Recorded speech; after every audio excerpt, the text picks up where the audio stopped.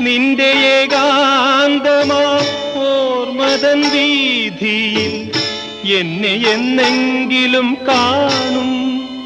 ഒരിക്കൽ നീ എന്റെ കാൽപ്പാടുകൾ കാണും. അന്നും എന്നാത്മാവ് നിന്നോട് മന്ത്രിക്കും.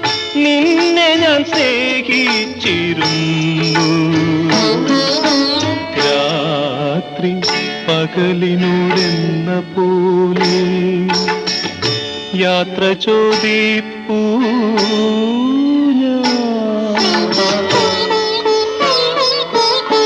സന്യാസിനി നിൻ പുണ്യാശ്രമത്തിൽ ഞാൻ സന്ധ്യാപുഷ്പവുമായി വന്നു.